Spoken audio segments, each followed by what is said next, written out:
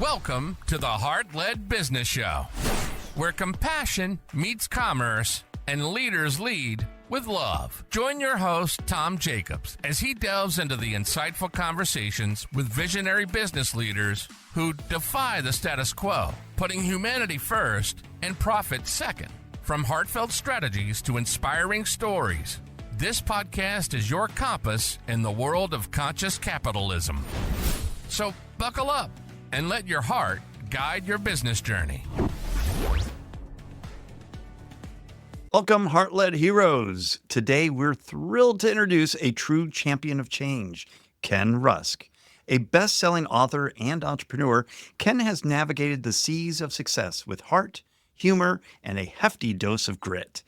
As we dive into his journey with Rusk Industries, we'll explore how he fosters a flourishing employee-centric culture while inspiring many to chase their own dreams.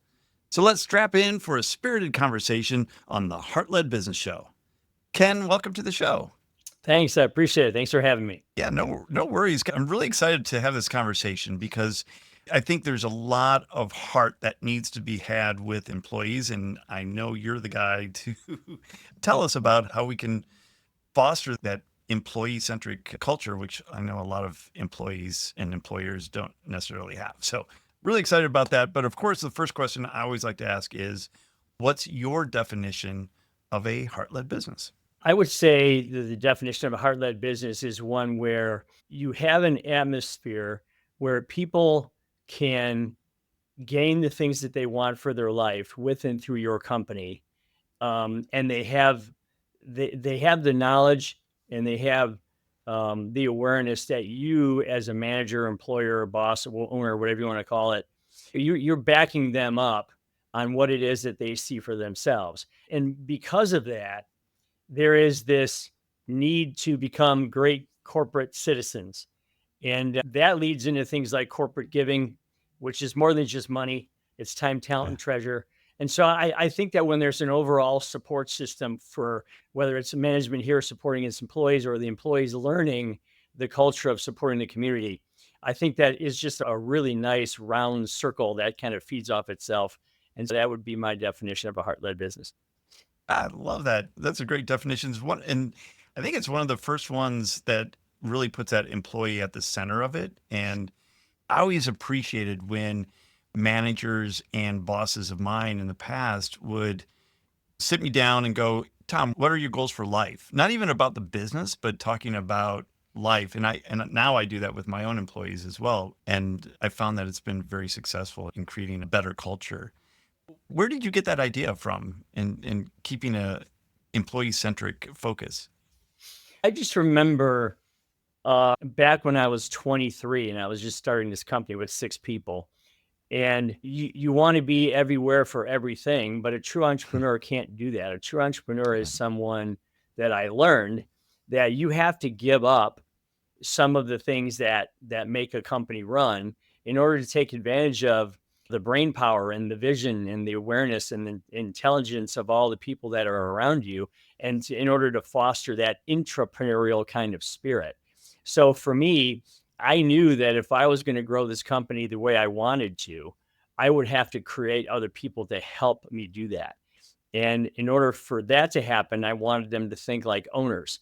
And in order for them to think like owners, they have to be in control of their individual departments or divisions and run them like their own individual companies, where they have input as to the costs and the purchasing and the employees, and also the profitability of their particular divisions and the return on investment. So I started early on trying to create entrepreneurs around me because I knew that I just couldn't do it all. And it's one of those things where you hear about these entrepreneurs who go home on Friday night and they say to their husband or to their wife, oh, look at me. I changed this. I fixed that. I ordered this. I yelled at that. I made this happen. And they also have high blood pressure, diabetes, and they can't remember their kids' first names.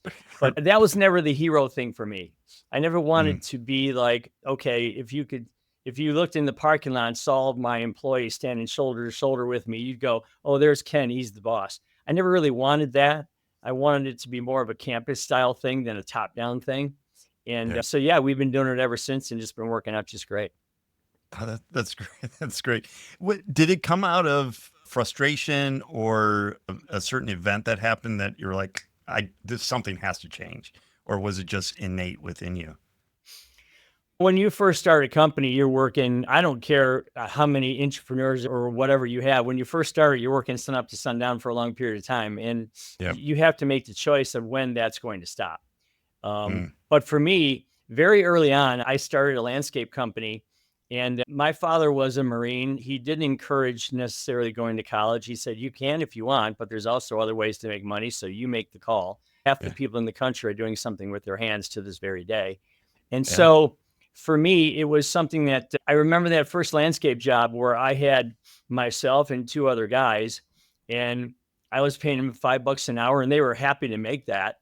I was charging $10 an hour for those guys, and I was on a different job. And so I knew that you could jump up or duplicate your efforts through the people that you had. And I thought that was just amazingly cool that I could be at one spot creating this job while another job was going on and the company was making money for everybody.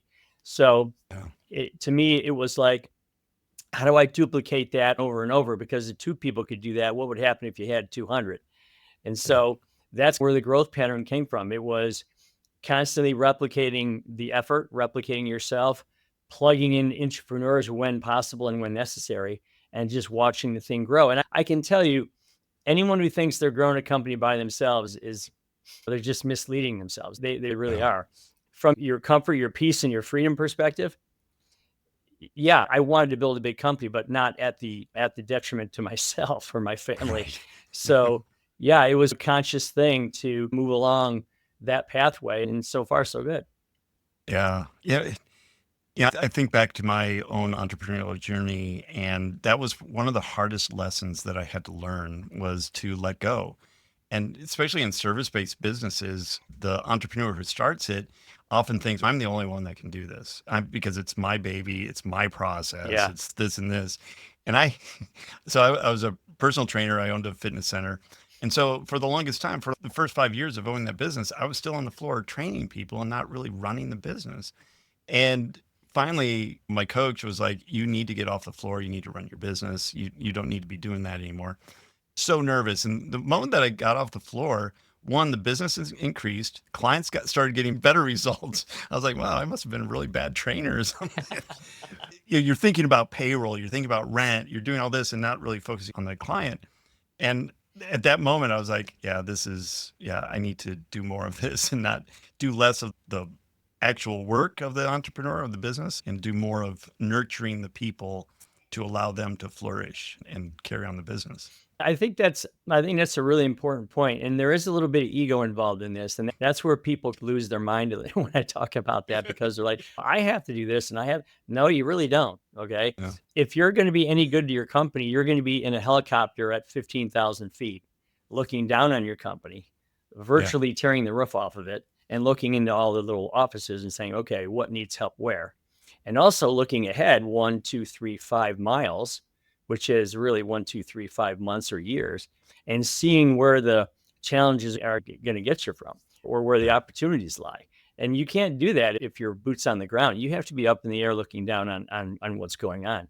And it is a difficult thing because a lot of people get their self-worth from the things that they create, like the Mm. work that they actually create.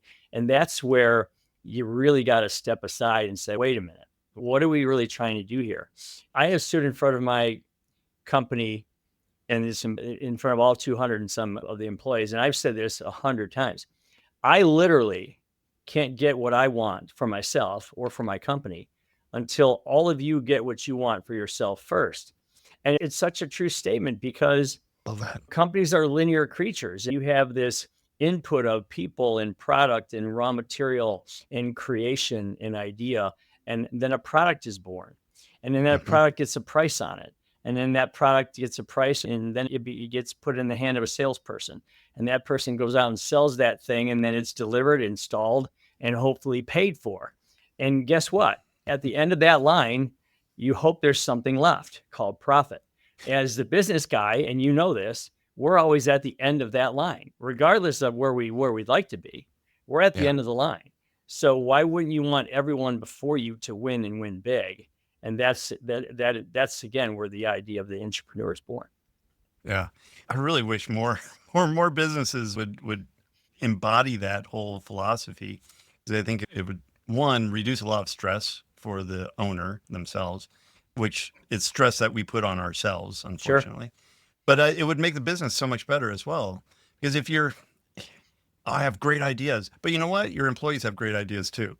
But if the boss is one that always brings that idea first, the employees are really reluctant to bring ideas as well, because it might counter. It's that whole difference in between the boss and the employee. So how do you foster an environment where there can be that open communication so that they're not afraid of challenging thoughts that you might have or ideas that you might have? There's a couple of examples. So the first one was, I remember that we were in any business, you tend to have a sales revenue and then you plateau because you get used to that. And then you stay there for a couple of years and then you stretch and you go up higher.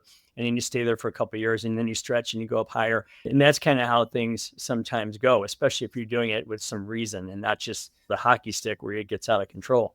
And I remember one day I walked into the conference room. This has got to be 15 years ago. And I had 5 or 6 of my entrepreneurial people around me. And I gave them all a small piece of paper and a pencil. And I said, I want you to write down where you think this company can go revenue wise in the next year. And before you write it down, I want you to know something. If we get there, based on your number, I'm going to share a piece of that with you. Okay. So you're creating your own wealth here. Wouldn't you Nice. know it, that every one of their numbers was $2 million higher than mine.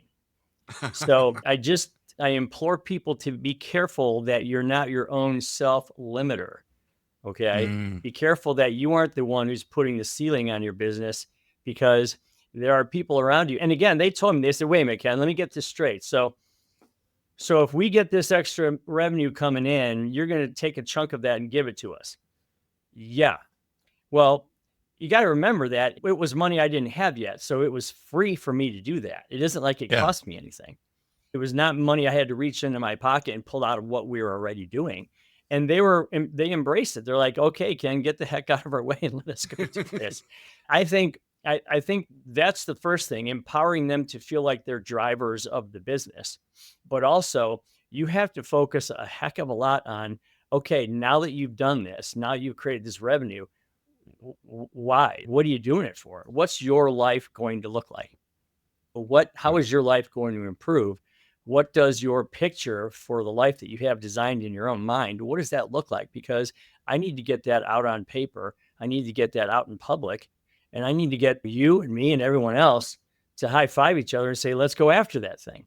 So, right now, if you came into my office and stood on the other side of that door, you'd see a big glass board, a black glass board that hangs on the wall. It's 8 feet by 8 feet.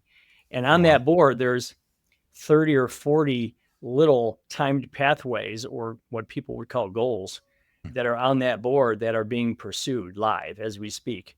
And then Oh, there's wow. another board that has hundreds of accomplished goals or timed pathways. And Huh. you almost can't work here if you're not chasing something. Okay. Yeah.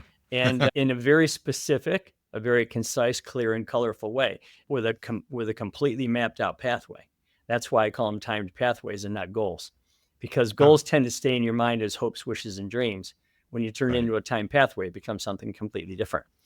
So yeah, if you combine your corporate culture, your corporate ascension, if you combine that pathway with the pathways of the individual, man, you have momentum like you are not going to believe. And it's more fun to work that way than it is any other way. I can assure you that. Oh, yeah. It's so much fun when you're winning, right? Yeah, for sure. So tell us a little bit about your business. I'm sorry, I should have started at that point, but this is a good segue. But tell us a little bit about your businesses. We have a portfolio of 3 or 4 different construction companies, but the mainstay of it was what I started with since I was 15. And we're basically ditch diggers. This is what we do here. Okay. We fix old, wet, smelly, rotten basements and crawl spaces and other things like that. We rebuild foundations and everything from a sump pump to jacking up an old house, putting a new basement in and setting it back down. So it's crazy what we Oh do, my but it's, gosh. it's very involved. And I started doing it at a very young age. When I was 18, it was like, okay, are we going to college or are we going into the workforce? What are we doing? So the boss at the time in Cleveland, where I grew up, said, hey, look you've been at this for 3 or 4 years. You know the front and the back of the house because you've been working here in the office in the wintertime when you were in school, and in the summertime you were digging out in the field. And so we started opening up franchises, and that was my college, if you think about it. Ah, I yeah. moved to Columbus when I was 18, stayed there for 6 months, opened a business and left, went to Cincinnati, opened another one, went to Chicago, opened another one, and then Pittsburgh as well. So Wow. after living out of a suitcase for 3 or 4 years, I decided to put my roots down here in Toledo, Ohio, which is where we're at now. And we started with 6 people, and I think we have 225 today. So it's been a hell of a ride. So same type of business where you're doing the foundations. Yeah, so we do that. We also build houses in Missouri. We build office Oh, wow. buildings and that kind of thing. We're into construction chemicals. We're into life longevity, which is a whole nother subject that I'm fascinated Oh, about. yeah. Yeah, we have a little portfolio of things that get us to where we need to be. That's for sure. Yeah, that's great.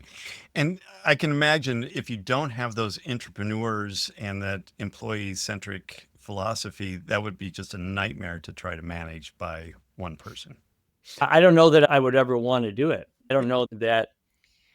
Again, I guess you can take some solace from the fact that you're the man or you're the woman or you're the boss, but that's not for me. And I knew that if I wanted to grow in the way that I wanted to grow, that I was going to have to involve a lot of other very smart people and get them surrounding me and say, okay, let's create a fully focused vision for the company and individual visions for all of you individually.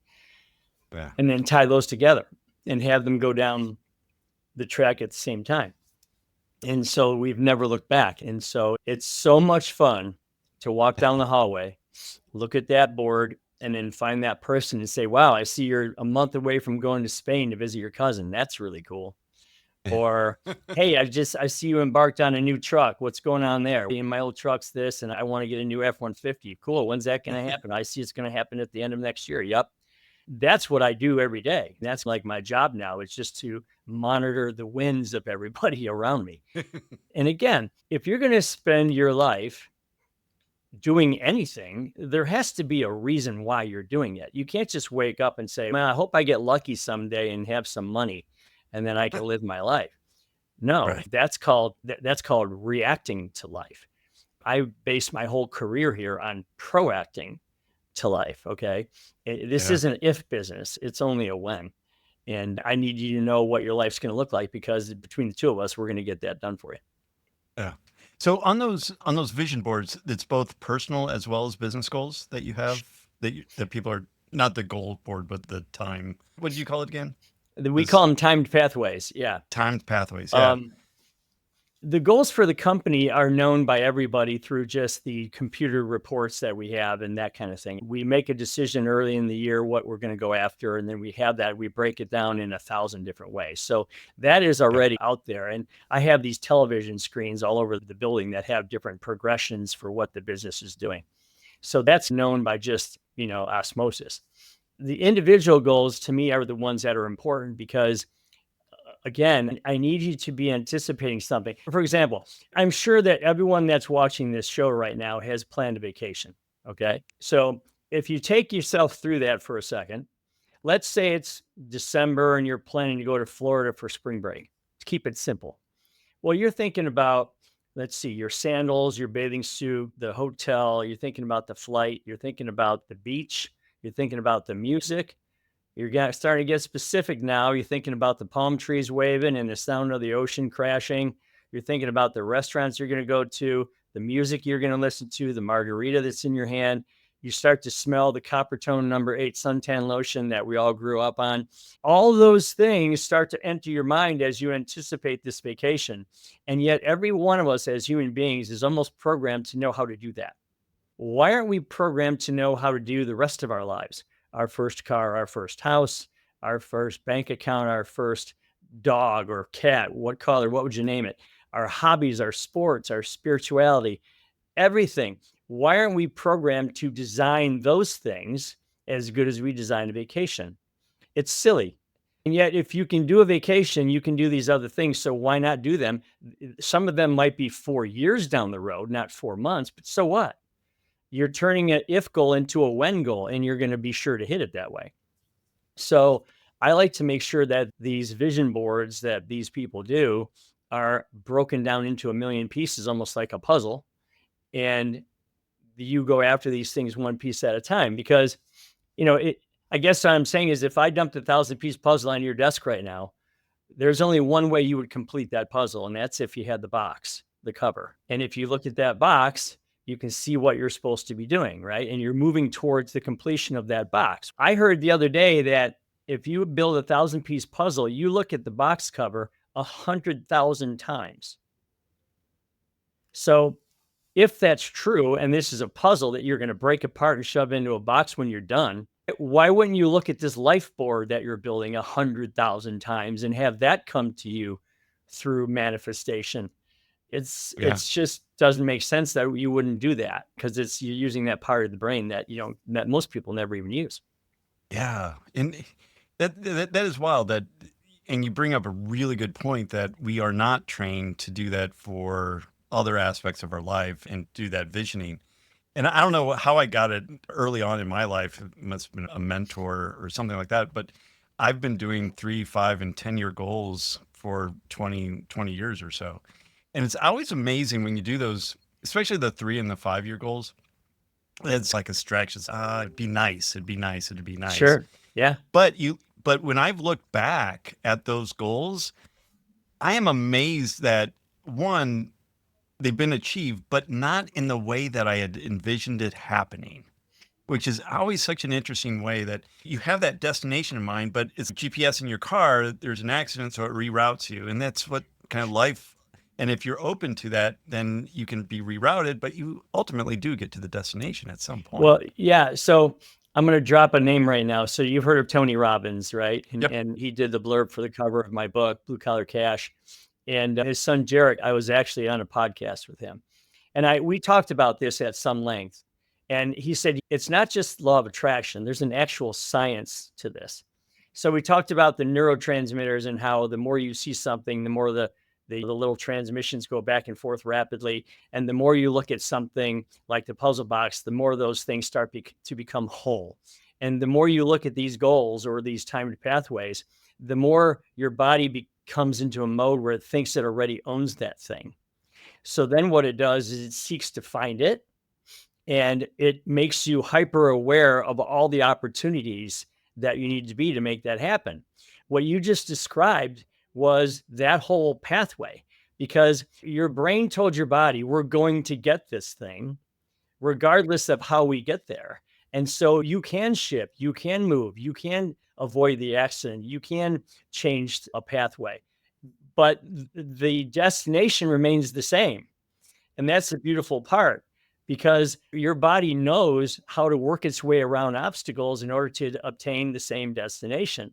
And I think that is the most beautiful part of the human brain. And yet, what are we taught? We're taught to react. You're reacting to a clock. You're reacting to your teacher. You're reacting to authority. You're reacting to the cold. Hey, it's cold out. Put your coat on. We're taught to react to everything, hunger and pain. We're never taught to proact. And yet half of your brain was designed to do that very thing. So if people have asked me, if you stood in front of 10,000 teachers right now, what would you say? Stop teaching reactions and teach people how to proact. Because now you're building independence and you're building self-sustaining people who aren't going to be parasites on society.